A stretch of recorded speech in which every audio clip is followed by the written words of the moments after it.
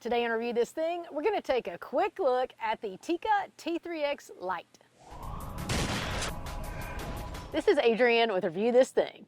On just about every single rifle video that we post, at least one person comments that we need to shoot a Tikka. So we finally got one to try. Tikka was kind enough to let us borrow this T3x Lite, so we get to see what all the fuss is about and see if it's worth the hype.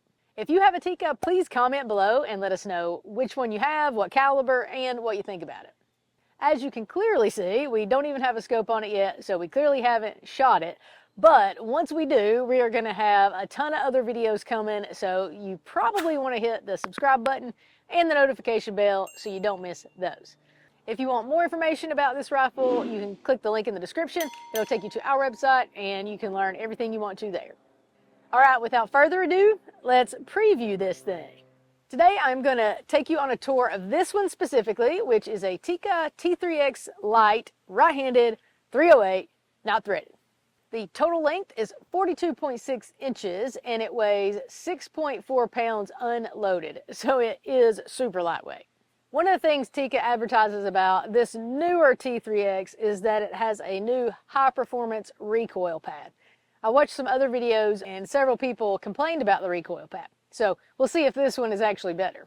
As far as length of pull, this one comes right in at about 12 3/4 to 13 inches, so I think it's actually going to be absolutely perfect for me. It is made from a lightweight black polymer, and even though it definitely feels lighter weight than others, I think it still feels sturdy enough to get the job done. It has the typical flat cheek comb, so pretty good chance that the scope is going to sit a bit high for me to get a good cheek weld. An adjustable cheek piece would be really nice on this one. The grip is what they call a standard grip. Most of the time, the distance from that grip to the trigger is too far for me. This one seems to be a little less than most, so I feel like I could comfortably rest my hand and still reach the trigger. But they do have an adjustable piece to where it's a more vertical pistol grip top, which ideally is going to make it even more comfortable to relax and shoot. The grip is also a rough textured material, so I bought the soft touch, which I think is going to be a lot more comfortable.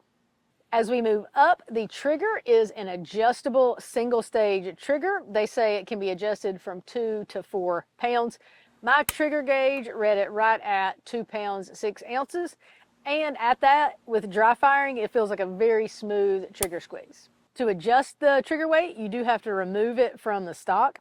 So having an adjustment that you can get to without doing that would be really nice. The magazine is an almost flush mounted removable magazine. There's a lever at the front that you just push and it comes right out.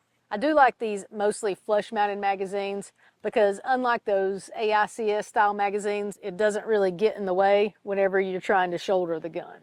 And anytime I can load one of these and then put it in the gun versus having to load from the top, I'm on board.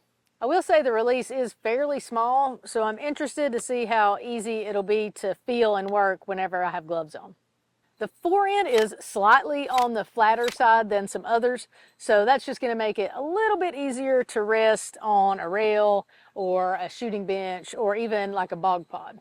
The forend is also textured, so if you're shooting from a standing position, again, just makes it easier to hold on to.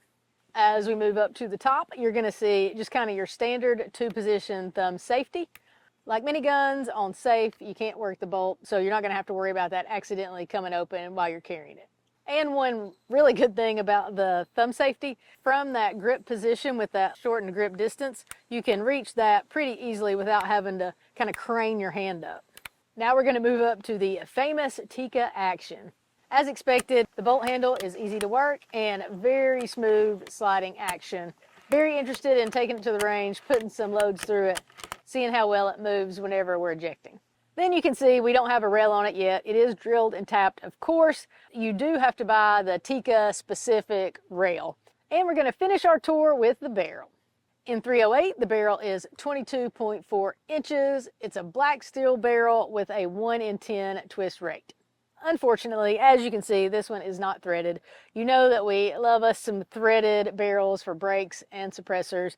I believe the T3x Lite Rough Tech and Veil, maybe a couple other options are threaded, but this one is not. So we should be able to get a pretty good indication of how well this lighter rifle deals with recoil, especially with that new Recoil Pad. As I said, there will be more videos coming, so make sure you hit the subscribe button and the notification bell so you don't miss those. Well, there you have it. There's our tour of the Tikka T3x Lite. If you want more information about it, click the link in the description.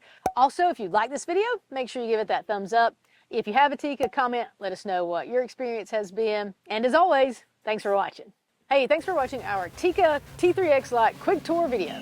While you're here, make sure you like it, comment, share it with your friends. Head over to our website, reviewthisthinktv.com, subscribe to our newsletter, and follow us on Instagram, Facebook, TikTok, and X.